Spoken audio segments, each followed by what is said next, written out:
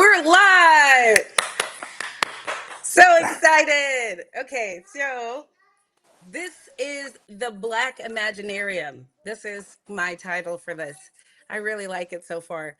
Um, and this is for me to speak with some of the artists that are inspiring me, and especially artists in Houston, because I find that Houston has some of the most radical, innovative artists in the nation, in the globe. We have world class artists here, but because of so racism and this geographic issue people have, the South is constantly ignored, and I feel like it's always screaming like the South has something to say. And I feel like we just celebrated Juneteenth, and why are we not talking about liberation, revolution on the soil where there have been so many revolutionary moments, and talk to the artists who are at the forefront of reimagining our possibilities and revisiting our past in new and innovative ways. So obviously, I could not wait to meet up with Tay Butler, because Tay has been, man, you have always been an artist that I have respected. It was an honor to be able to work with Tay on some of his projects, which we'll talk about in a little bit. And I really got to know Tay as an artist more when we worked together on Jefferson Pinder's project, Fire and Movement, which was in Houston as we were recreating the Camp Logan uprising. Um, and I got to experience Tay there. And Tay's most recent work has really blown me away, and I just really needed to discuss. And if you don't know, I'm Candace Temeza. I'm a multidisciplinary artist and spiritist, and I work at the intersection of African indigenous spiritual technologies, ritual, performance, film, and also the politics of spirituality and what it means to get free in all manner and all ways. So Tay, just a brief intro for people who don't know Tay. Um, so Tay's story is so interesting to me because Tay's story doesn't start in art school. It starts in the U.S. Army. And you were in the Army how many years, Tay? 21 years. 21 years. And eventually you went back to something that you're cited as calling the Black Archive. And you work across collage, photography, drawing, video, sound performance, and large scale installation. And recently, your most recent performance was, let me not jump ahead of myself, amazing. But your solo exhibitions include A Friendly Game of Basketball at Lawndale Arts Center, The Triangle at the Contemporary Arts Museum of Houston, Remigrant 1 and 2 at Project Row Houses. His work has also appeared in the landmark exhibition Multiplicity, Blackness and Contemporary American Collage at the Frist Art Museum in Nashville, and in group shows at the Museum of Fine Arts, Houston. He's installed collage murals in the historic Black community of Edge Hill, Tennessee, at Rice University, and in his hometown of Milwaukee. He holds an individual artist fellowship from the Arkansas Art Council, a Diverse Works Idea Fund grant, and took first prize in the 2019 citywide African American Artist Exhibition at Texas Southern University. And he currently teaches art and design at San Jacinto College. Any other accolades that you want to go ahead and just drop and pat yourself on the back, please do. Yeah, I really appreciate you.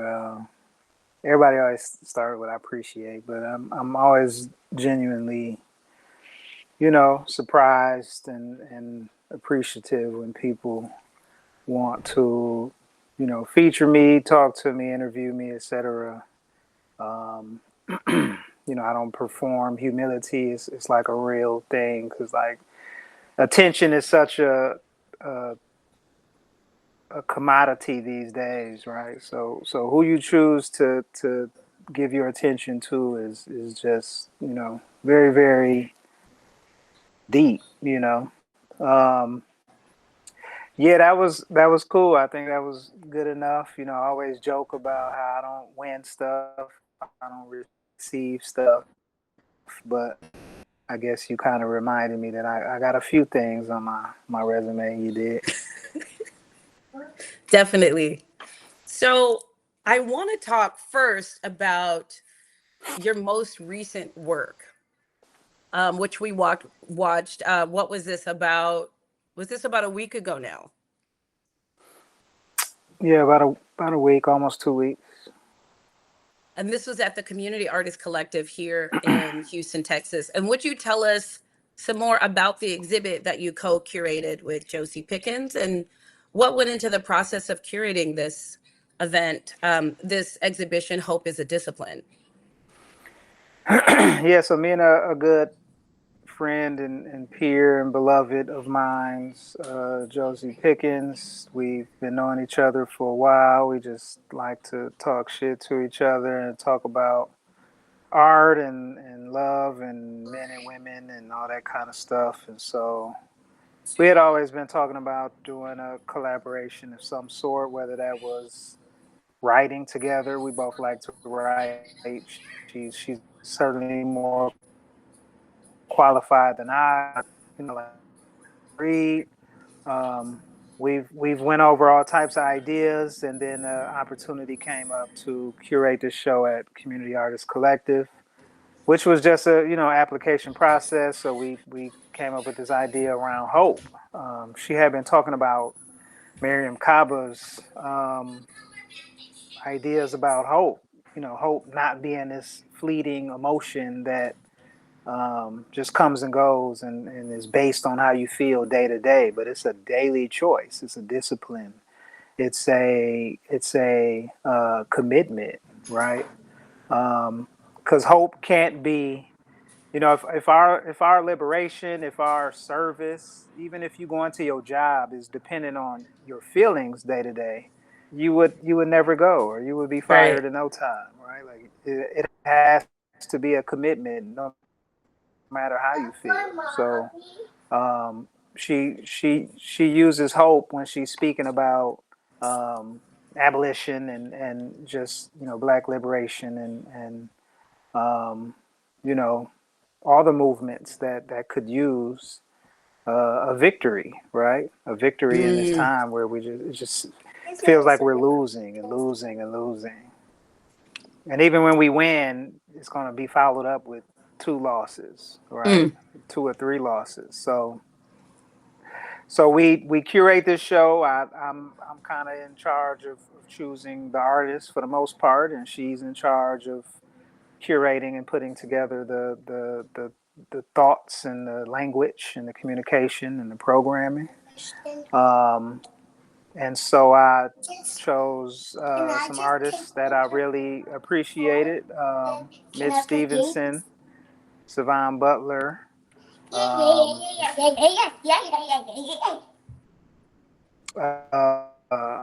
um, Lovey Olivia, and Lisa Harris. And so Josie also contributed a video, and then my contribution. I did not put art into this show. My contribution was audio. It was a listening, and for this listening, I wanted to put some rap in the art space. Some rap, some instrumental production, some audio clips, turn it some down. interviews, um, you know, some readings. It was really for you to kind of look at us like we were in a studio. I was giving you a sneak peek. You were a fly on the wall in the studio, because that's really all it was. Me and my partners Braille Hooks, me, my brother has Solo and Rockmore, um, Amar, turn it down. two two artists and producers. Has is in L.A. and then Rockmore is in Houston, and so that's how we kick it in the studio. We play music. We put some verses down. We listen to stuff. We watch YouTube clips. We laugh at social media. So we put a 14 track project together, um, which was about love. For me, it's talk about Black liberation all the time, and we talk about Black politics, and we talk about radical analysis and all of these things, but we don't talk about psychology, we don't talk about behavior, and we don't talk about love. And that to me was always weird. Um, Mm. we try to treat Black liberation like it's an academic project, and it's not an academic project. There are academics uh, that are important, and there are academic parts of it, like studying and research and etc. But it's still a people project. You're still trying to get human beings to do things. And so, in order to get human beings to do things, you have to consider behavior, character, um, love, betrayal, right? Disappointments, um, all of these honesty, all of these things that we just don't talk about. We just take it for granted that if you're fighting for liberation, you must be a good person. If you're radically political, you must be a decent person.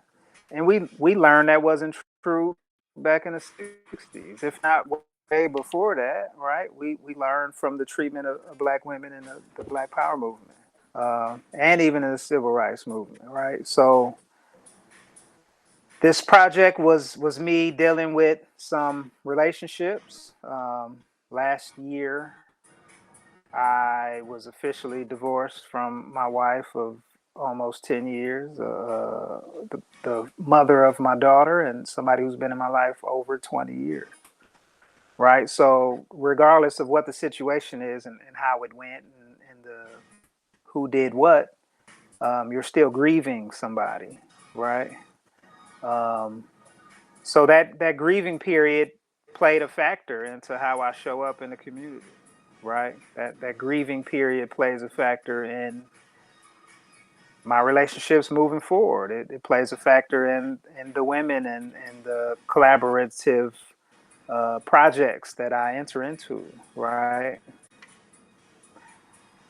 Um, Not to mention my partner was, well, not my partner, but my music collaborative partner was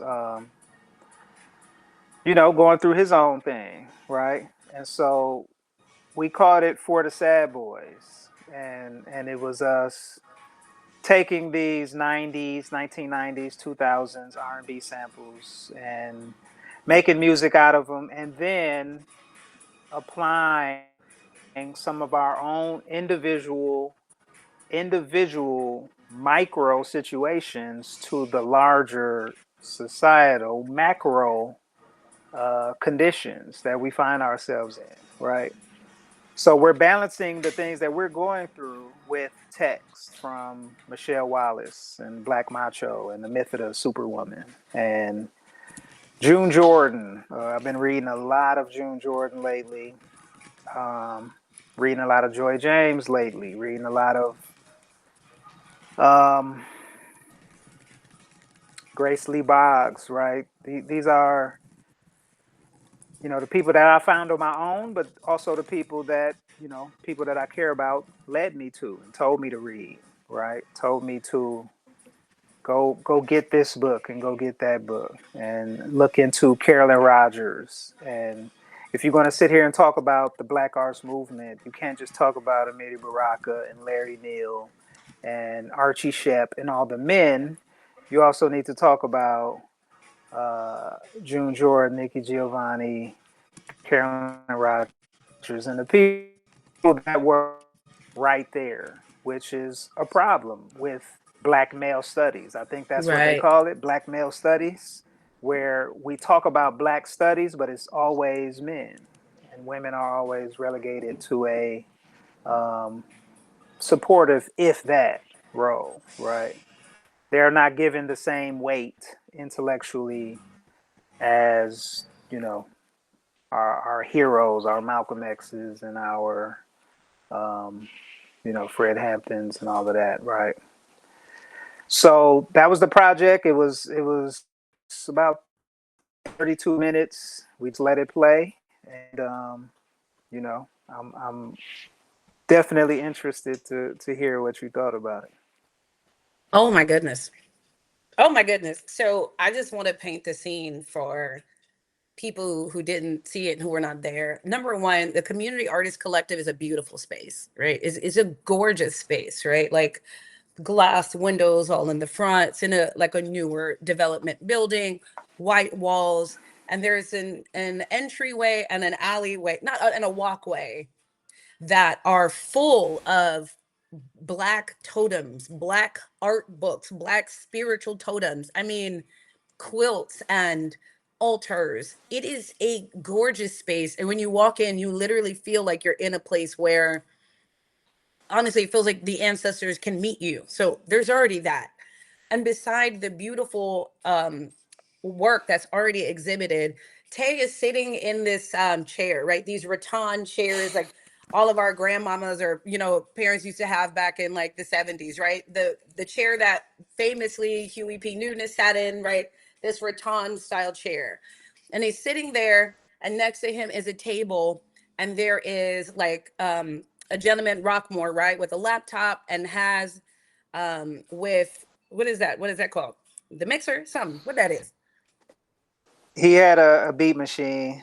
Um, I forgot which one, but he had a beat machine, and we had a interface and a couple Turn it mics down, set Boopy. up.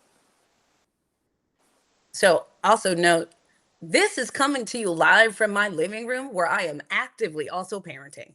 Okay. Cool mom status. So if you see me look off, I got kids and they all up in here. Okay. One of them is asking me stuff and trying to feed me apples and has her music up really loud. So if you don't know me, you don't know that being a mother is part of my art practice and everything, but that's happening as well. But back to the Community Artist Collective. This is what we are seeing, right?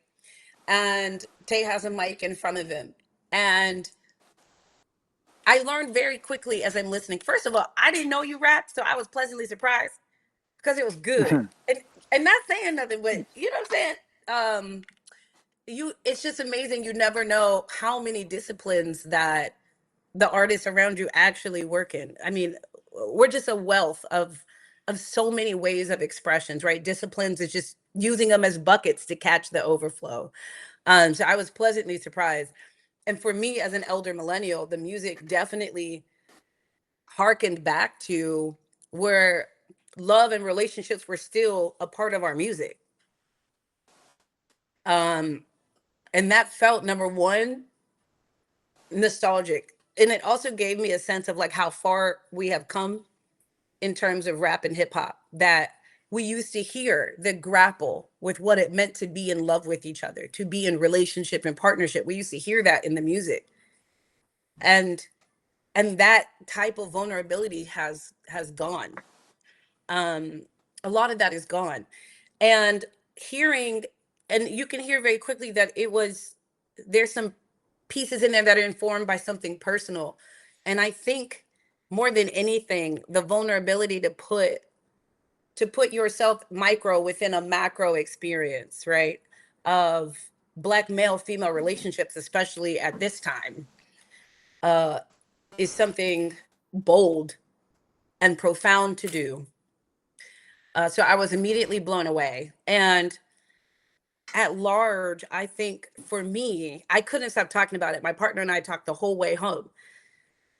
It shouldn't be revolutionary for Black men to process the ways in which they love and are loved by Black women using Black feminist scholars, right? That shouldn't be revolutionary, but it is. I'm talking, so you're gonna. I told you, no, no, you have to ask Kamal. Ask Kamal. But Kamal don't how to do it. Okay, ask Kamal. Amara. Oh my gosh. She don't care what I'm doing. She like, ma'am, don't nobody care that about that. Let me find. Can you do it on your tablet? Okay, don't ask me again. Let me do my thing, okay? That's what happened. She about to come back in 2 minutes. In 2 minutes, she about to come back. She about to be back over here. Um, Mm-hmm. but it is revolutionary. It is revolutionary. And also, right now, just since that week, we have Vic Mensa, who is on his platform talking about the double standard when it comes to Meg the Stallion, and there is this grappling with whether or not he's pandering, and even doing so, right? Even the idea that a black man should speak up on behalf of black women and recognize and excavate his own personal experience and the questions and being in process around these things and connect them to a larger issue, and especially connect them to liberation, is something people don't trust and don't see enough, that they literally don't even believe that it could be genuine. Like you're pandering for pussy. That is where we're at. So there were so many conversations to be had in that work, especially the fact that you had a side and a B side, which the A side was guns and the B side was butter. Um and the A side was so reminiscent of so many things I've heard men say, which is like, well, and right, actually, before I even get into that, tell me about the A side, because there were two themes that it was like a thematic. A side and B sides had a very different approach to how this like relationships were looked at. Yeah, so there was a gun side and a butter side, and for those who may not know, guns and butter just is a kind of famous hood quote from the movie Baby Boy, Mm.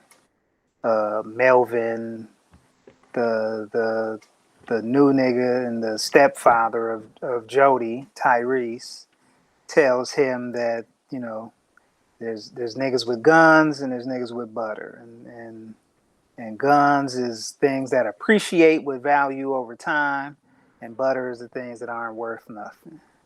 And so I flip that around, um, and I don't necessarily use it in that terms, because even what he said was kind of just capitalism reframed. Mm. But I use it I use it like more metaphorically, like guns as in hard, and then aggressive, warlike, and then butter as in soft. And nobody eats butter. You add butter to something to, make it better. At least for those who like butter, right? So the gun side is us as men kind of leaning into reactionary ideas around love. Some will call it the gender war, right? There's even a number track on the project where we take this, we take this kind of production, we take this beat, and then for about a month and a half, I did a project where I liked and shared every time I found some gender war content on Instagram. And Oh. my Instagram was in shambles. I'm just now getting it back to normal, right? And so what I realized was that this is, in your mind you already know this is a device, but I've never seen it work in real time. Because if I like two, three, five, six Palestine posts in a row, I'm still gonna get scattered, you know, visibility on those posts. If I even heart one, um, all men dot dot dot and all women dot dot dot post, I'm gonna get flooded with that content for days and days and days, Mm. and it's some of the worst shit you can imagine, right? But if you're hurt, if you have just been betrayed, if you have just been lied to, if you have just been, if you have just went through something with somebody, it's easy to fall into the gender war, right? Um, but again, it's all very reactionary. It's all very, oh, she did this to me, now I'm gonna treat all you bitches the same, right? Oh, he did that to me, all you niggas ain't shit, right? And so side A is us kind of, dealing with the reactions that come from not just love, because we're not just talking about romance. We also talking about organizing. We're also talking about just in the community, being in the art spaces. How many times have you been betrayed or let down, or somebody told you they was going to do something and they didn't show up, right? So it isn't just romance. It's how we just deal with each other as people, right? Um, and then the B side, the butter side, is me taking more responsibility for the role I might have played. Also understanding what a woman, that I'm dealing with, or even in some type of partnership or collaborating with, is dealing with, right?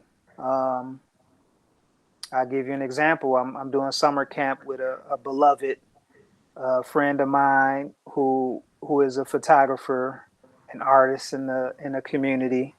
Um, and she got a couple young children, right?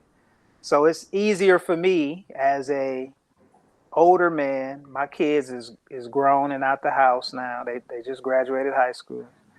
So like it's easy for me to um, have these expectations for her, but I'm not in her footsteps. I'm not in her space, right? I don't have a 1 year old at the house, right? How do you plan for summer camp when you got a 1 year old at the house, right? So I know that I always need to be in a mind frame to pick up more from off of her plate without being paternal about it, right? I, Hmm. I, I ask, what do you need? What do you need me to do? What do you want to do? How should we do it? While she puts all her things together, I go do all the labor that needs to be done, all the walking back and forth, all the dumping the water out, cleaning the brushes out, doing this, that, and the third. And again, that ain't to say that she's not doing the work, because she's doing plenty work. But I try to, you know, do a little bit more, um, knowing that she got way more going on than I do, right? And not enough men, at least the niggas that I'm around, um, are really thinking that way. We get into this, and I hate to even bring this up, but the whole 50-50 thing, right? There's never been a such thing as 50-50. It's always been your 100 and my 100. You know what I'm saying? Like our 100, my 100 is worth less than 100 of the other folk. You know what I'm saying? Like my 100 ain't 100 as Barron Trump. You understand what I'm saying? Right. His 100 is damn near 600, Right. right? My 100, because I'm a po nigga from Milwaukee, Wisconsin. My 100 is kind of like, on a good day, 65. You know what I'm saying? So the two projects were just kind of starting in a reactionary space, and then eventually growing into a space of understanding. And even when you understand, it doesn't mean that everything is good. Don't mean that everything is perfect. Doesn't mean that everything is fixed. There's still conflict. There's still issues. There's still problems. There's still things to work through. But as long as two people are willing to communicate and and work to make it work, it'll be all right. So, why use the medium of rap and hip hop in particular? Was that just the way that it felt like it needed to come out? Was that intentional? Yeah, I love this question, because like what what at least contemporarily, what has had maybe the most impact on the state that we're in right now. You got to put hip hop somewhere up there. Yeah. Um, I'm not the type of person to say hip hop. It's always a thin line. Does life imitate art, or does art imitate life? Right? I think it's circular. The answer to that question is yes, right? Like it imitates art as it's imitating life, as it's imitating art, as it's imitating life. And then even that, back in the days when they were singing about love and all of this stuff, it was still bad. It was Yes. still rough, Yes. right? There's this fantasy that when Earth, Wind, and Fire was talking about love, that everybody was just in love. No, it was still pimping going on. It Mm-hmm. was still women getting beat up for no reason, and Mm-hmm. not that that ever stopped. But um, the idea that the music did it to us is not necessarily all the way true, but I do think hip hop showed us how to be more patriarchal, more reactionary, more capitalist, more. Um, we made it cool to be all of these problematic things, whereas the music in the past was trying to make it cool to be in love, as a lot of bad stuff was happening, right? Today, we're making it cool to be fucked up. You know what I'm saying? Um, I read somewhere that it's kind of similar to how we're trying to humanize all of these serial killers on TV. You know what I'm saying? And then it also has a connection to how you see so many black people, and we'll talk about this later, I'm sure, but you see so many black people on TV as police officers and agents of the state, right? So what hip hop did was make all of these highly reactionary, problematic mind states cool. And if hip hop made these bad things cool, it's not enough to just say, here, go read this book and undo that. You also have to use that same tool, right? Because again, what hip hop does is give you a memorable jingle to think about, gives you a catchy hook to think about, right?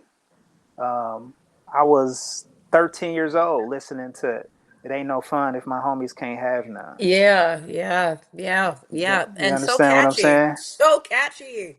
It's so catchy. Nate And I Dogg is didn't one of even the know what greatest they ever. wanted. I said, "Is it food?" I didn't listen. When I was out hearing it, I didn't know what they was talking about, but I knew it was we got to share. I knew we needed to share. I didn't know what the resource was. You know what I mean? Yeah, yeah, right. So like I can I don't have it off the top of my head, but I had a list. I had a definitive list of all the things that rap taught me.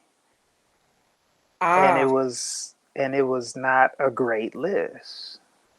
It was not a great list. Now, to again, to hip hop's defense, that's because that's what I had access to. There were plenty of rappers that were talking about black politics and Pan right. Africanism and all of that, right? But those aren't the cool rappers. So again, it's not that better rap doesn't exist, is that our ears have been trained to prefer the bullshit the same way our stomachs have been trained to prefer the bullshit. Um, we want the sugar, we want the oil, we want the salt, right? Yes. And when you're talking about this reactionary this this reactionary, I'm connecting also like when we understand the ways in which capitalism actually has so thoroughly infiltrated what we make so thoroughly, right? Because knowing that the heads of these corporations, right, that run the rap industry, right, these music industry moguls also have their hands in stocks and prisons, right? Like we understand that the people setting the tone and the culture for us now is no longer decided by us. Like this industry is, and these people have a very vested financial interest in leveraging our attention as a currency that they will definitely turn into physical currency, in the same way that the algorithm does the same thing for these social media platforms, right?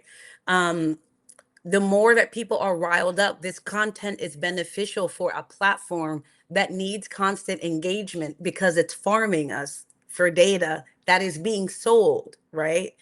So even the things that we think are our culture is, we are reacting to the determination of our culture and how we relate that is set by people who are mega capitalists, like literally top one percenters who are deciding on our behalf, right? What gets pushed to us to infiltrate how we believe we exist together, and then we react to it, not really knowing that is not all there is, because it's proliferating. I mean, like, that's all we're seeing, and we're absorbing it, right? So there is a segment of us who are this, they're getting put at the forefront, and it's creating more, and it is a cycle, and it is a pattern. And I like the idea of like intercepting that, to kind of like break that apart, to like, it's giving me a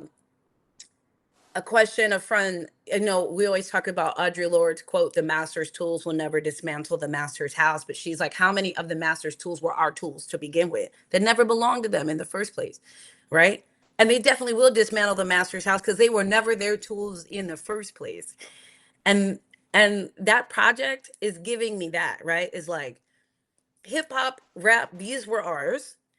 They have become the master's tools, though. They have definitely become the master's tools, and it's all encompassing. It became part of the um how language, because I even read a study. There's this, I think it's a white dude years ago, who did this really extensive study of hip hop and rap, and determined, I mean, it's expansive. I mean, like, the most frequently occurring words. And so he looked at all this music from all across, I mean, from KRS-One, like everywhere.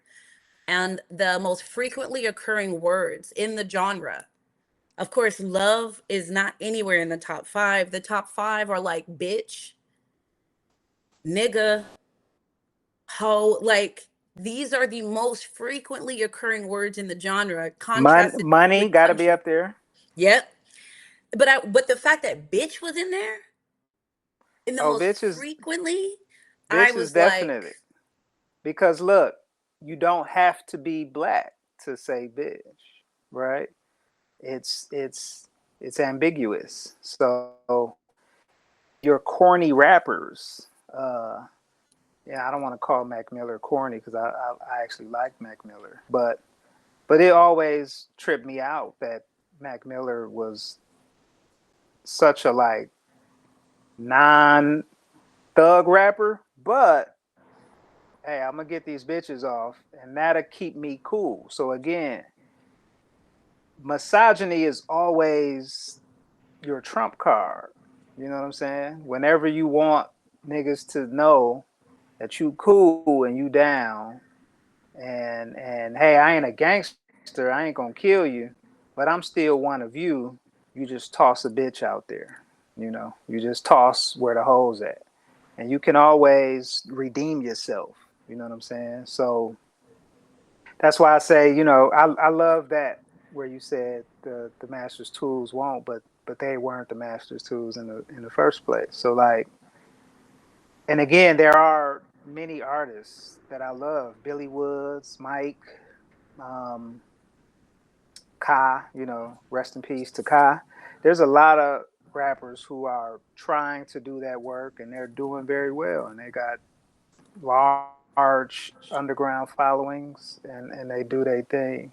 Um, but you best believe it. If it's popular, if it's lucrative, if it's on television and it's on the radio, um, it is poison for the community.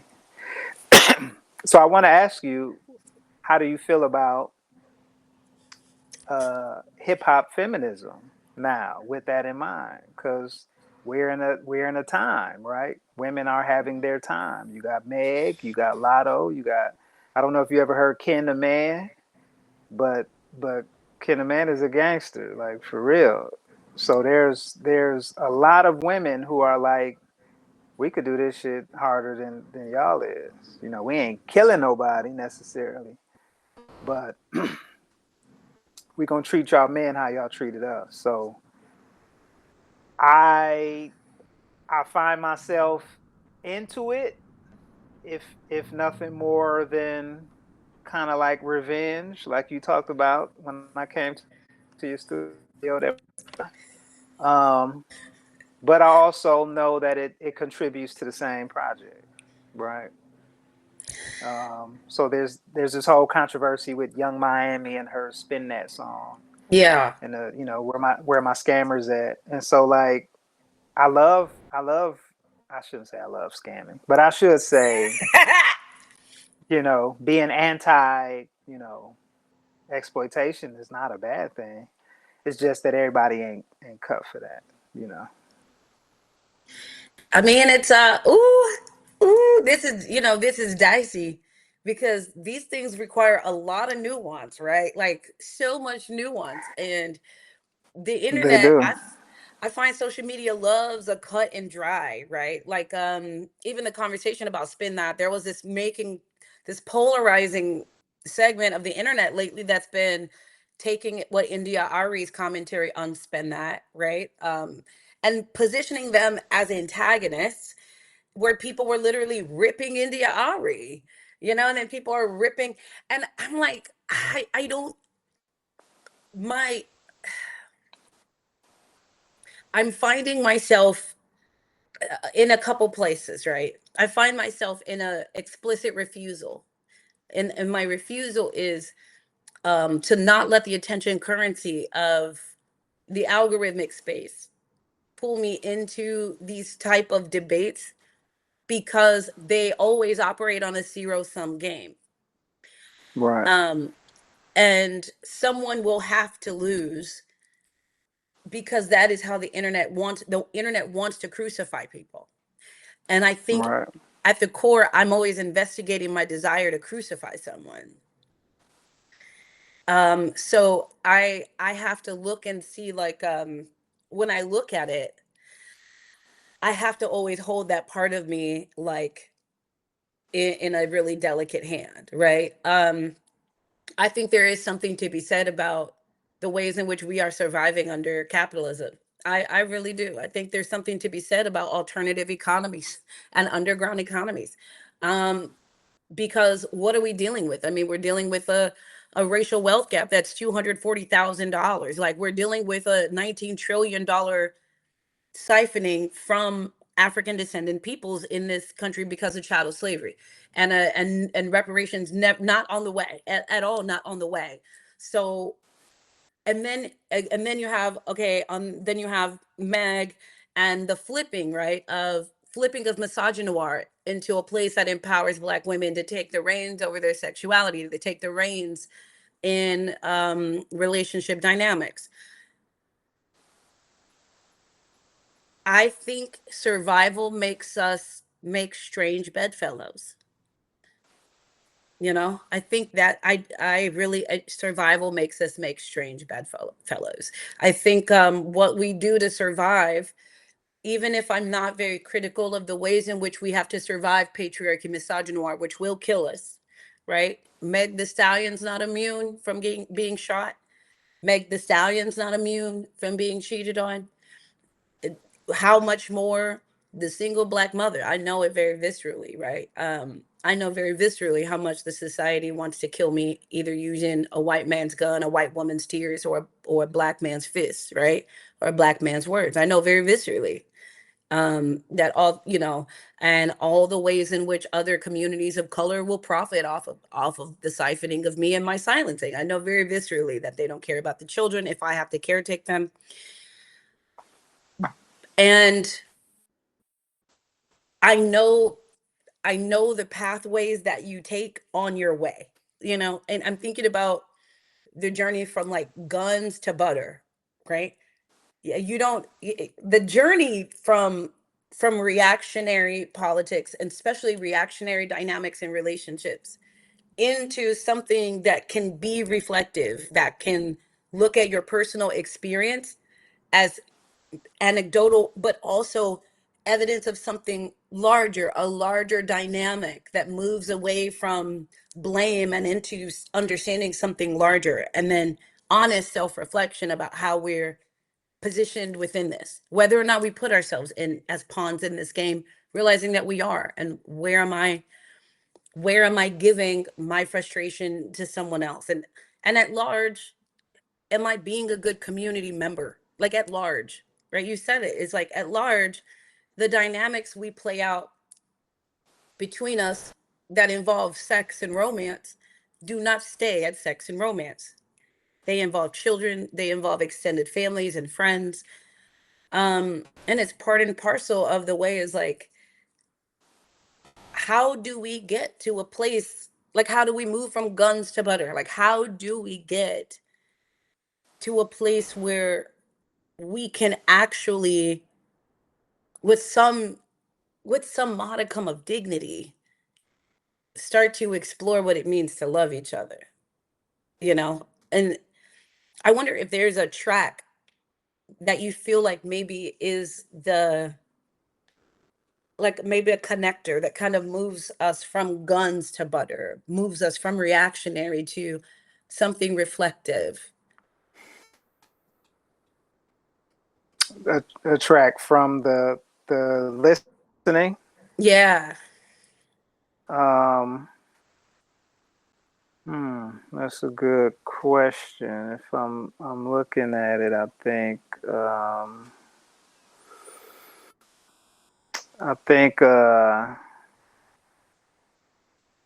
Amara's quiet. Can you go check on her?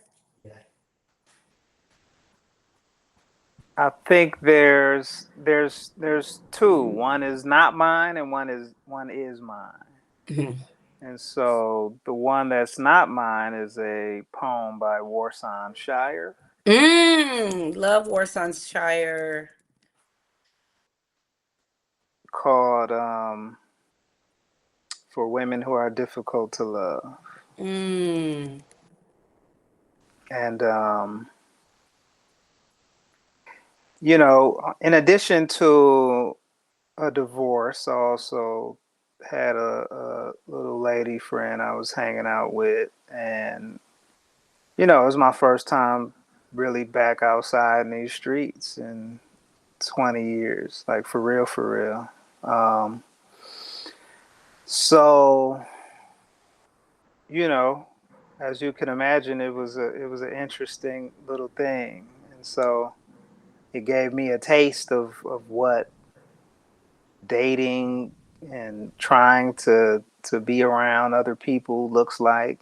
You know, after years of just being around people that I had obligations with and family with, now I'm trying to be around somebody who I don't have obligations with. We don't have any ties. We don't have any children. We're not even in a committed relationship. It's trying to see what we want to do. Mm. And I'm again, I'm the type of person that if I'm going to read a book, I'm going to apply the book. I don't read just, I do like to read. It does bring me calm. It does make me happy. It entertains me. I feel peaceful. My best mornings are when I can get up early, pray, and read. Right.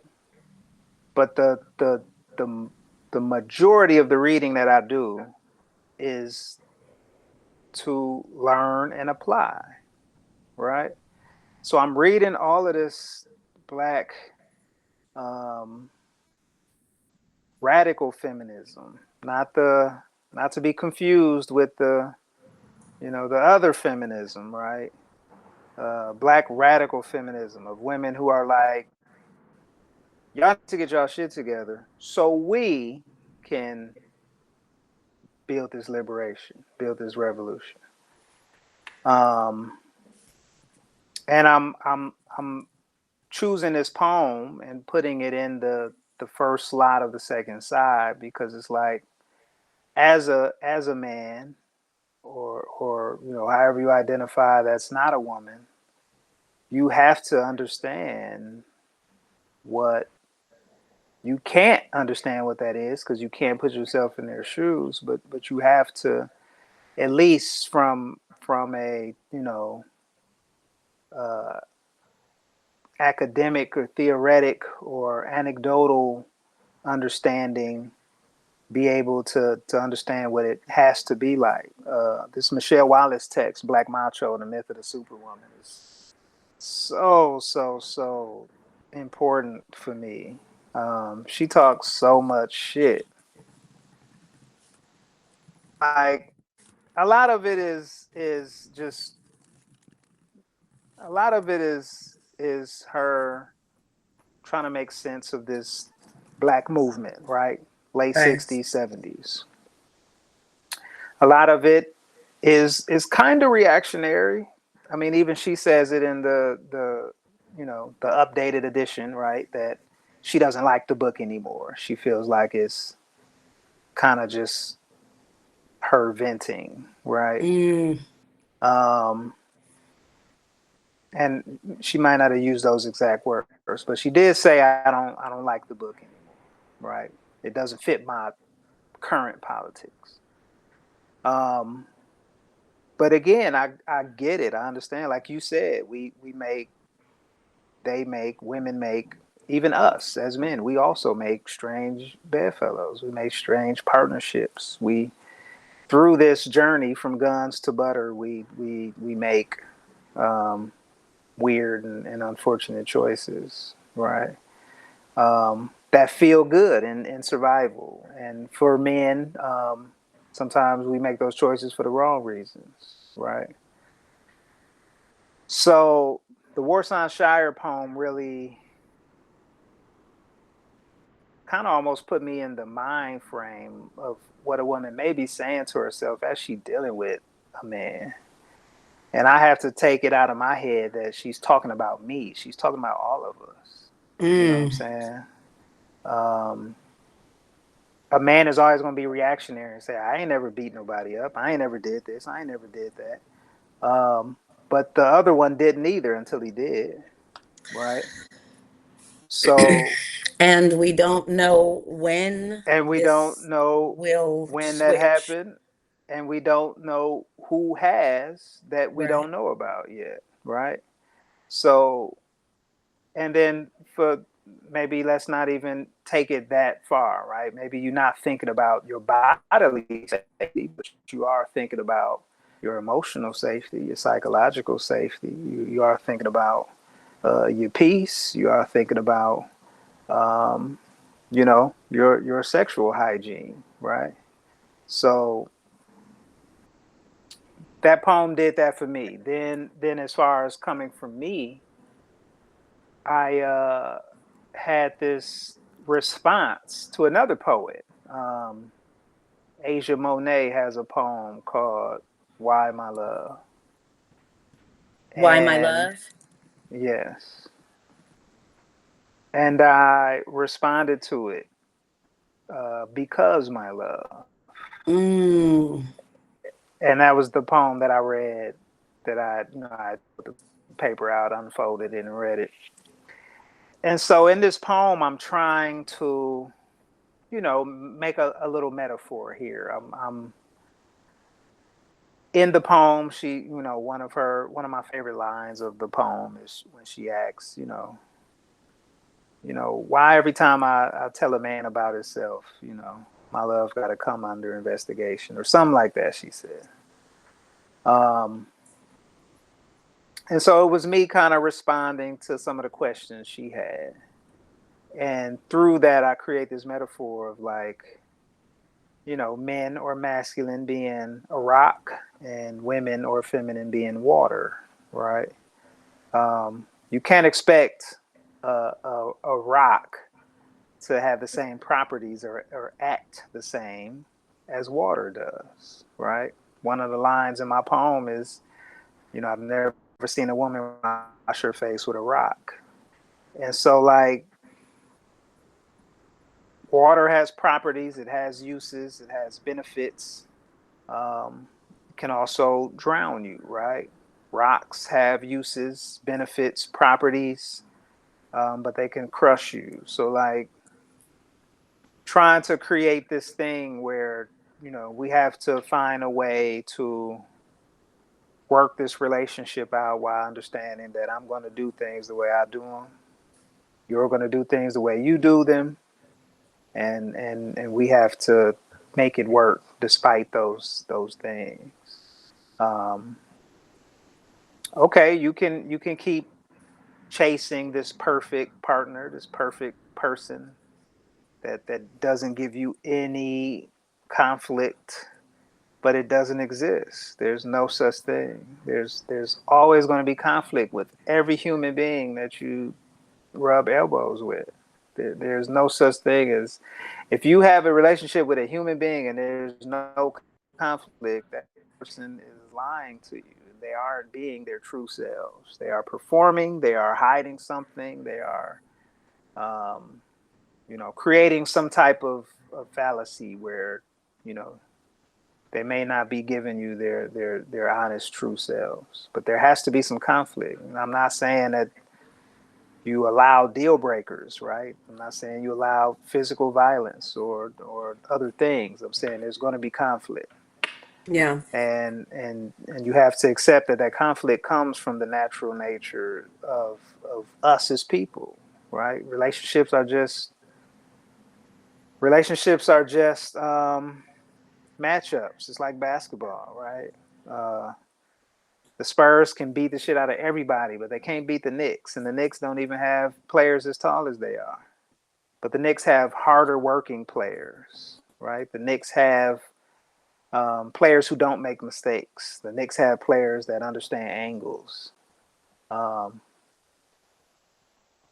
Oklahoma City didn't have players like that. They had players that could shoot and dribble, but they didn't have the same attributes. So, um, yeah, those were the two songs that kind of create a bridge. So it's interesting, and this will be, and then I have one exercise, but it's interesting you brought up basketball because you've done some work on basketball as well. And I'm seeing this connection with visiting these different aspects that have been so near and dear to Black culture, um, basketball, hip hop, that also are highly exploited places, right? For our culture, right? These predatory, athlete pipelines and contracts, and both of them, right, kind of have been criticized in a way for their, and likened to like enslavement or being chained, right, to contracts or this type of predatory relationship.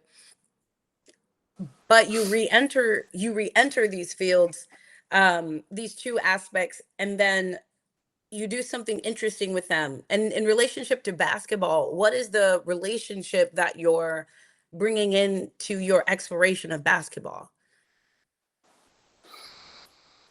Yeah, so in grad, well, undergrad, really, I started to put basketball into the work, and it was kind of more just homage to something that I loved and just trying to be myself. And in grad school, I had to, in grad school, you get torn apart and critiqued and all of that stuff. And so it was them kind of trying to understand, okay, why basketball? It has to be more besides that you love the game. I think the first question I ask myself is, why do we love the game? Why do so many Black men and women, but just from my own experience, why do so many of my homies used to play, or make their kids play now, or Mm. coach, right?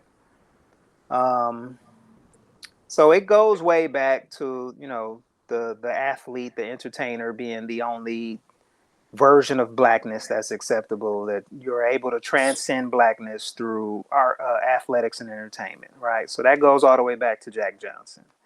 But thinking contemporarily, um,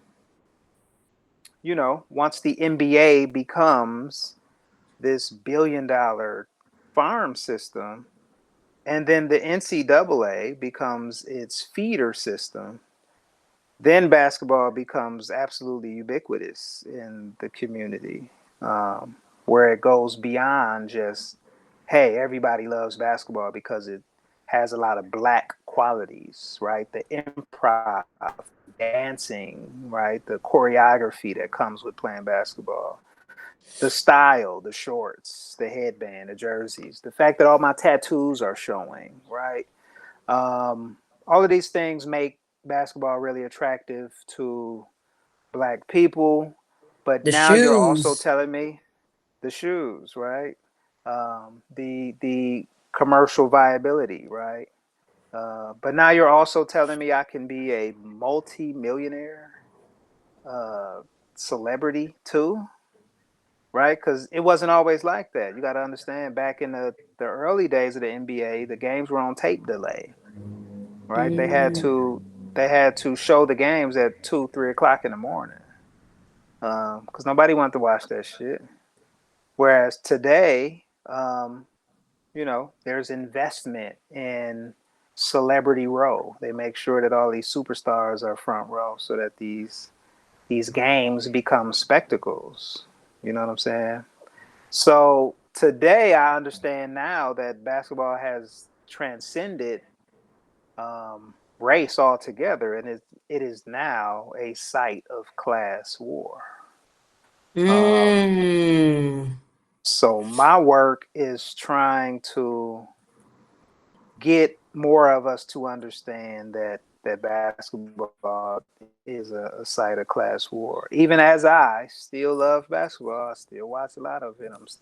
I'm watching a lot of WNBA right now. I'm watching a lot of, I still got league pass. I watch old games just because I'm bored. Um, I shouldn't say bored, but if I'm, in here chilling, writing, doing something, I just feel like I got to have something on in the background, right? The NBA is a site of class war, and that becomes apparent when you get to a game and you just look around. All right. Mm. If you come into an NBA arena and look around, the first thing you're going to see is a plethora of advertising. Okay. There's logos on the jerseys. There's logos in the rafters. There's logos on all the banners. Um, there's commercials on a jumbotron. There's you know the arenas are named after Staples and State Farm and Verizon and all of these things, right? So that's number one. Number two, you look on a basketball court, you have all of these. Let me not say all of these. You have a lot of hyper wealthy superstars. You have some journeyman veterans who are still, $1 million and up.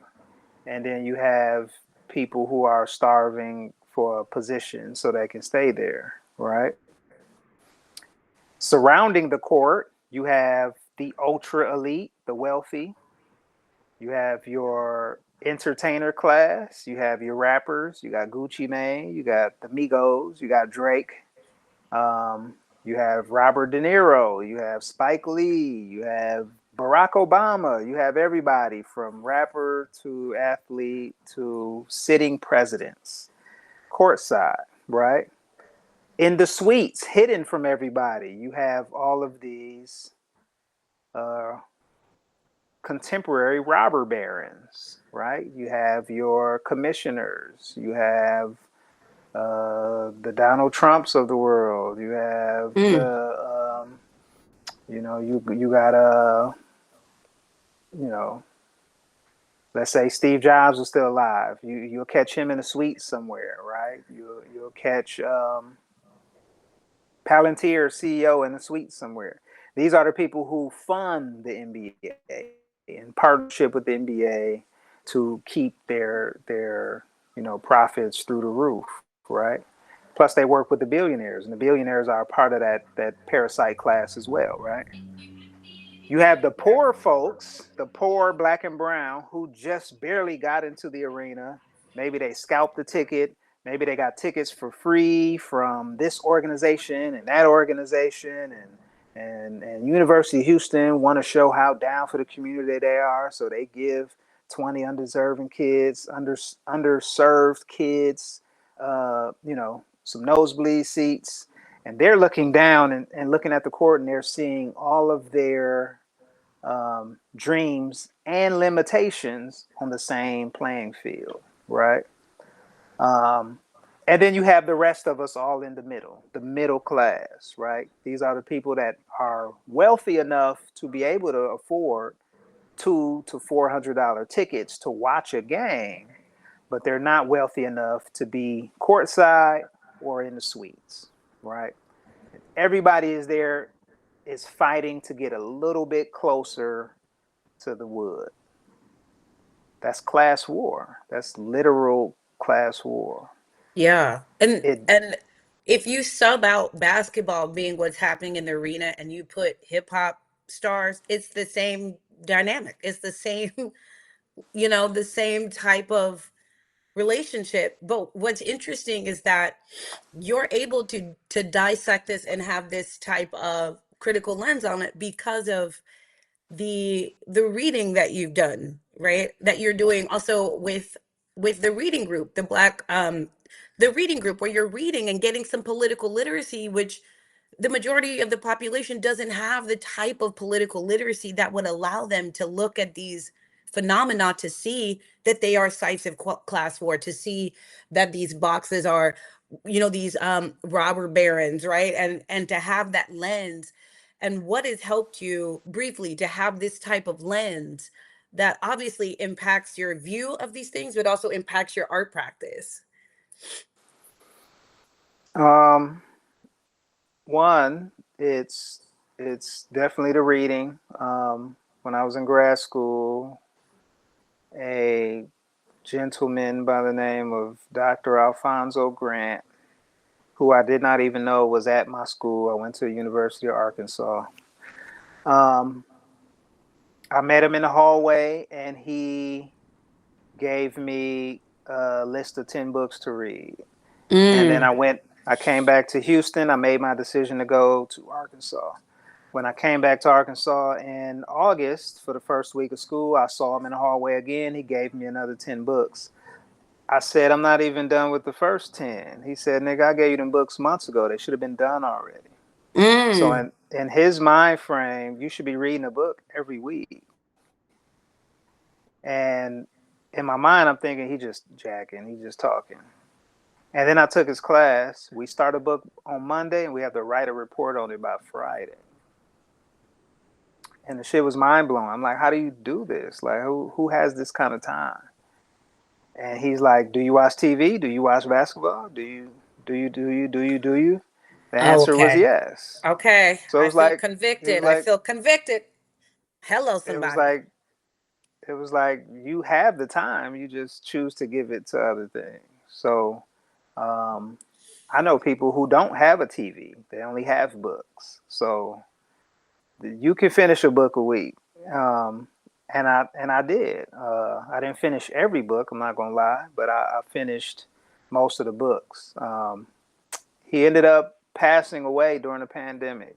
Mm, Had a heart attack at a very young age. So it is my duty and um, gesture to him, to his memory, that I continue to read. I definitely don't read a book a week, but I'm striving to read as much as I do. And so the reading is always the start. That's why I have the men's book club.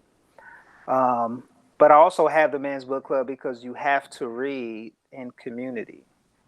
When you're only reading by yourself, you're going to finish less books because nobody's holding you mm, accountable. mm-hmm. You're going to, unless you're a reader, right? But if you're not a Right. reader, you're going to finish less books. B, you're going to choose books that are easier, right? You're gonna choose books that are maybe the opposite of what you need, right? And then C, you won't struggle to understand the books, right? Um, I read the books in his class, but it took that Friday chit chat for me to really know what I was reading. Right. So the book with the bros that I do, the last Sunday of every month, we're reading these texts, and um, we're struggling with it when we come in. I can tell who read and who hasn't. You know what I'm saying? I can tell who understood and who didn't. I can tell who's kind of maybe being reactionary or resistant, and I can tell who's applying it, even if temporarily, right? Because Mm, it's still a work, just because you read a book, read some feminist texts, and now you're kind of being a little soft. That can change 2 months from now, and you'll have to go back to it, read those highlights, and remember what you read. You know what I'm saying? yeah. I love that. So I have three questions. Um, the first question is, so talking about the role of the artist. Tony Cade Bambara, the role of the artist is to make the revolution irresistible. Nina Simone says that an artist's duty, as far as I'm concerned, is to reflect the times. What do you hold as the role of an artist, especially contemporarily? I was literally going to say Tony K. Bambara, make it irresistible. For a long time, I was understood, or I had understood that was Asada Shakur's quote, but that was not Asada Shakur's quote. That was Tony K. Bambara's quote. Tony K. Bambara will be a part of season 2 of The Bros. We are reading Salt Eaters, Mm, a novel from her. Um, so between Tony K. Bambara and June Jordan, I've gotten a rejuvenated sense of what my purpose is with this art. Um, I'm in the same system of exploitation that everybody else is. I got to pay bills. I got to feed my kids. I got to do the things I got to do. Um, but my practice does not exist to sell um, wall decoration to wealthy, privileged individuals. mm, My art exists first, to help me understand the world, help me understand what I'm doing, what I'm seeing, why I'm feeling the way I'm feeling. Why haven't we rebelled yet? Why is it so hard to get people to read? Why are we so stuck on sports and entertainment? Why do we love celebrities as much as we do? All of these types of things are what I'm trying to understand, and so I use art to do that, and then I show it to other people, and hopefully they get some answers out of it as well. And then next is to raise consciousness of whoever will allow me to influence their consciousness. I'm not a pretentious artist who believes that I'm, you know, touching somebody because they saw some collage on the wall. Um, the art is just a way for you to slow down and speak to me, say something to me, and let me say something back to you. The art is not the thing that's going to flip you or influence you or radicalize you. The art mm. art doesn't do that. Art leads you to people who can help you do that. You know what I'm saying? Wow.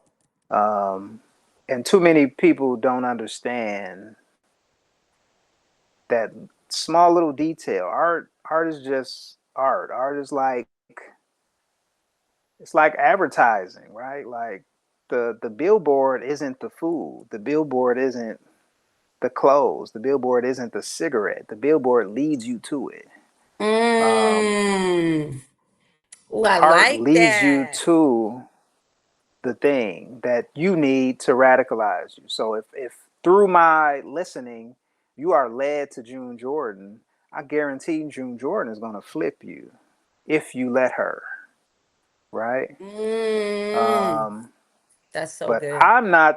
I'm not the one to flip you because I only have your attention for a short period of time. It takes time to get flipped. It Yeah. takes time to get radicalized. It takes time to let go of your attachment to these liberal statuses and the materialism and the I need a car that looks like this, and you know, a rapper that I like, Lil Yachty, said in a rap that I saw last week, and the shit blew my mind. He said he don't argue with niggas with white refrigerators. Not a Nene Leaks, not a Nene Leaks quote making it to the rap song. That's why. Listen, when I, Lord, I said they judging refrigerators now, Lord. I don't, baby, I don't know. I don't know. I didn't even know. I never knew that that came from somebody else, it tripped me. You see what I'm saying? Like we make shit cool, right? And if it came from Nene Leakes, she made it cool. But now Yachty is gonna spread it even further, Yes, right? to a new Little Yachty generation. gonna Lil Yachty gonna have a bunch of niggas on their Instagram and they TikTok saying, if you got a white refrigerator, don't talk to me. I'm not eating your You know what I'm food. It's saying? crazy. Yes, I love the idea of art and the artist being the signpost. I am pointing you in a direction. And part of that irresistibility is like, I'm presenting this in a way that piques your interest. So you do go to the people who can build those longer sustained connections to radicalize you. Like I am like, what do they call it? I greet you at the door on your journey to becoming radical. Hi, would you like to come in? You know, would you like to see more? Come this way. I love the image of that as a role. Um, okay, and second question. Houston. Houston as a site for art making. Briefly, because Houston gets overlooked a lot, and I'm not from here, and you're not from here either. But we live here and we Mm-hmm. are part of this artist ecosystem. And it's interesting because I see in all these other art markets um art that I'm like, I know artists who are doing this and black in Houston. So what is your thought about Houston as an art market and as a site for, in particular, black artists? How is it feeding you, or what does the environment kind of offer you in terms of the exploration? I mean, in however that works for you. Man, that's a interesting question because I don't have any other frame of reference. I've only been an artist in Houston, Hmm. and for what I think I'm trying to do, it is it is it is it's going okay, you know. And I only say okay because I don't know enough. I don't know if there's more out there. I don't know if there's better out there. I don't know if I would be more impactful if I was in New York or LA or Chicago. But what I've always heard is that Houston has a robust community art scene. But what I've also heard is that what gets made in Houston stays in Houston. Mm. It doesn't travel, right? Whereas if you get a buzz in New York, next thing you know, you're gonna be overseas somewhere. If you get a buzz in LA, next thing you know, you're gonna be overseas somewhere. Maybe Chicago too. But Houston is a hyper local scene. Now because my work again exists to raise consciousness by leading you to the people who can do that, I'm cool with that. Because I'm not seeking to sell art at 5, 6 figure price tags, I don't need to be in LA. I don't wish to be in LA. I would like to live in LA because I got homies. My mama's out there. My family's out there. To as a human being to live in a city would be cool, but my practice doesn't need LA. I would never live in New York. I have no interest whatsoever in New York as a place to live as a musician or an artist. Um, but I don't have any. I just don't have that thing where I feel like I gotta get to New York. At some point, I hope they see what I'm doing for sure. I think the art that I'm making now will maybe get me a little more attention from other people. But again, the purpose for it makes being in Houston just fine with me. Now, what I will say is that as an artist, you make art. If you don't sell, move, show or give away the art, you gonna get stuck with it. And I can only do that for so long. At some point, I'm gonna have to, get a storage, and now I'm paying to keep my own art, right? Mm-hmm. So I do want to at least be in a place where I'm selling enough art. But in order to do that, I have to choose to make bedfellows that I don't want to make, Mm. right? I don't understand the dissonance that artists have where they're making all of this radical anti-capitalist work and then they go sell the shit to Jeff Bezos. I don't understand that. It doesn't make sense to me. I don't care that I don't care about being known internationally. I don't care about being known nationally, honestly. I want to be known by the right people, not Mm. everybody. You know what I'm saying? I want to be known by people that can actually allow my work to lead people where I need them to be led. But I'm not chasing the checkbooks, And when I say that as an artist, people think that you're saying that because you don't make work good enough to do that. I make work that's not good enough to sell in that way purposefully, you know. If I wanted to sell a lot of art, I would just make black mundanity portraiture like everybody else is, Mm. The right? market side, right? Letting the market determine the art. If I wanted to sell art, I would just make very bold, colorful abstraction like a lot of other people are. And that's not to knock those that are doing that. That is to say, I pay attention. I know what's happening. I know what's being sold. I'm watching all the. I'm not ignorant, and I'm not. My eyes aren't closed. I'm not under a rock. I know what's happening. I choose not to do that. I know what's happening, so I don't do that.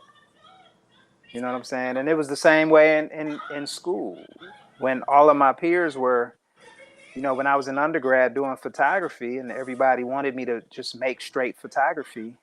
And I did for a while, but what I realized is I was just trying to do what everybody else was doing. I was making photos like Deanna Lawson and Tyler Mitchell and Dawoud Bey and all of the darlings of black photography. So I went to something that I didn't see anybody else doing, and that was collage.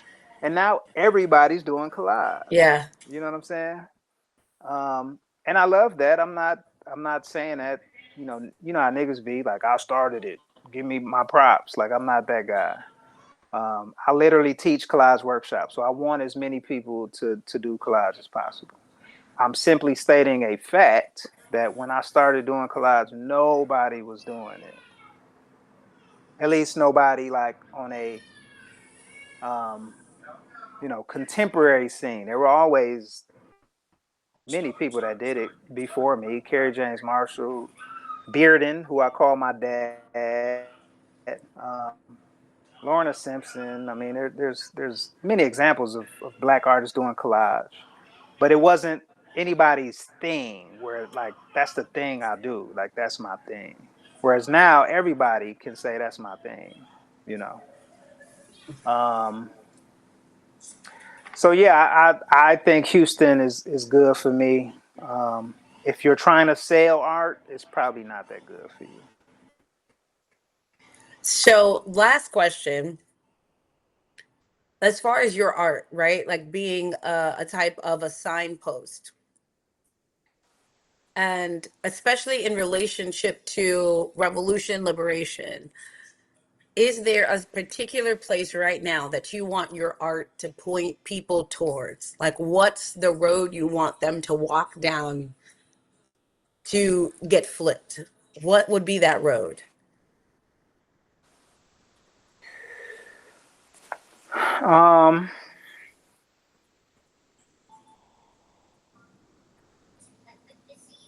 I think well, I'll say this and I'll announce this. This is the you're the first person to hear this because we just decided this last night. In collaboration with Prison Lives Matter Houston chapter.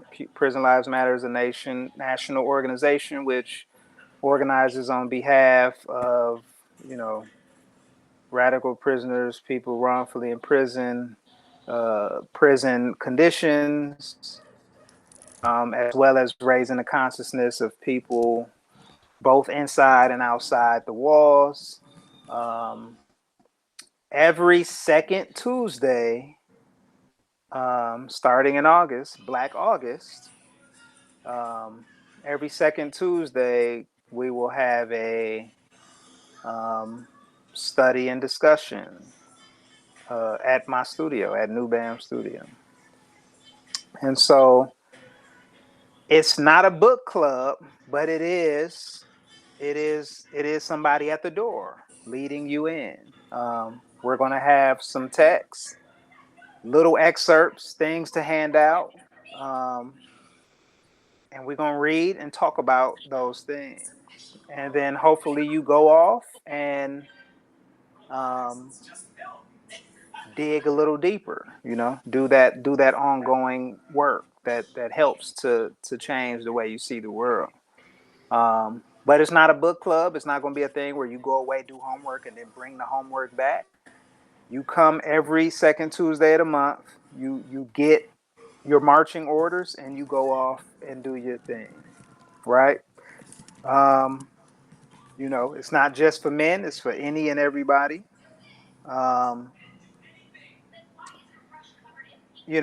we're still ironing out what it looks like, what the process and all of that will be.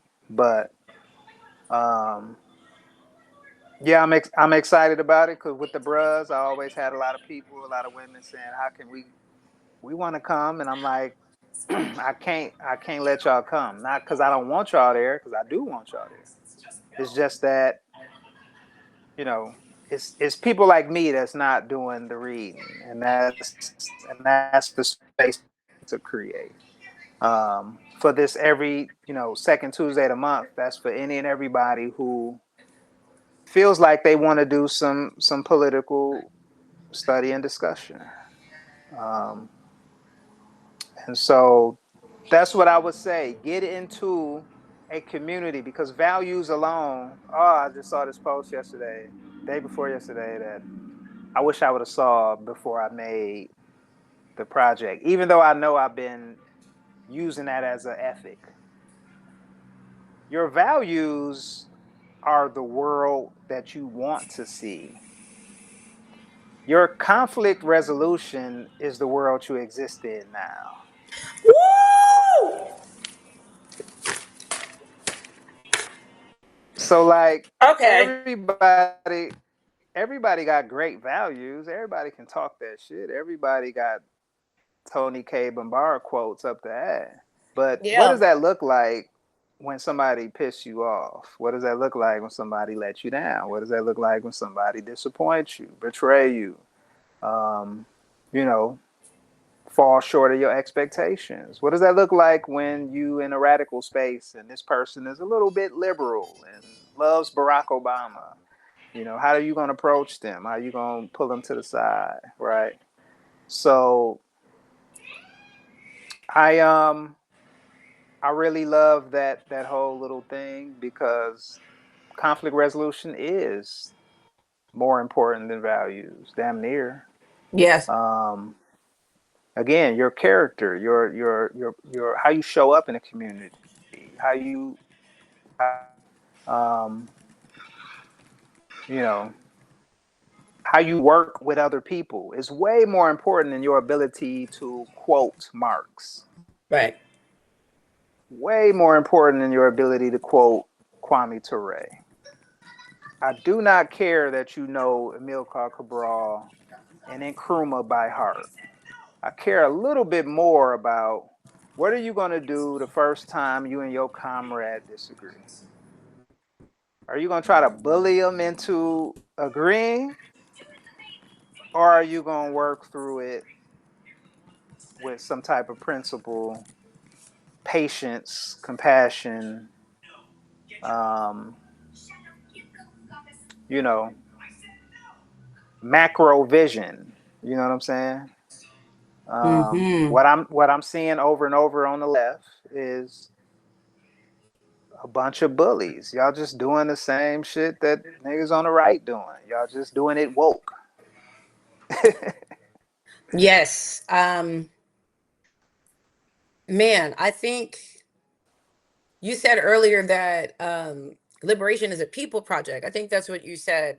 Um, but the way we get there is literally what Songs for Sad Boys is pointing to, which is the conflict resolution, which is how do we embody these things in real time in our relationships, you know? And also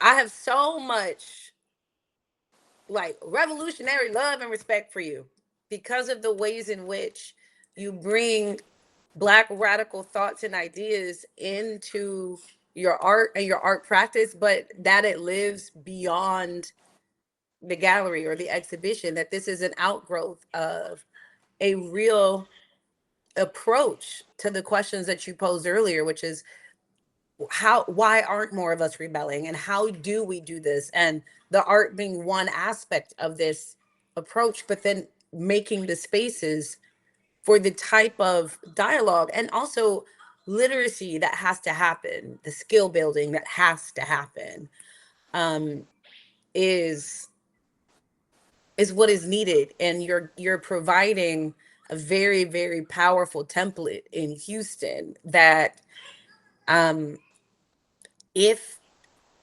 our archivists are doing their job, needs to make it into the canon. Because yesterday I was saying in a live that when the American empire falls, people will cite the economy, right? People will cite global foreign policies and conflicts, but what they will not cite is the 100 million ways from the inside we've been pulling these threads, right? They will not cite all of the actions that we've taken to really compose this empire, but this is definitely one of these threads.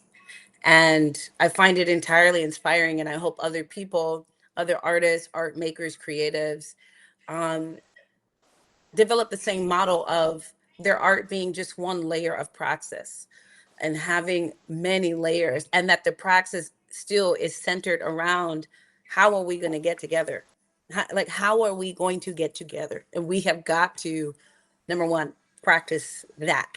And we can learn the theory and we can learn the stuff, and we should, but if we still have to practice it together. We got to figure out how we're going to get to a love that can help us move together. Like we got to get to love beyond the romance, but love that can actually becomes revolutionary in our ability to stay connected in community long enough to make a movement towards something.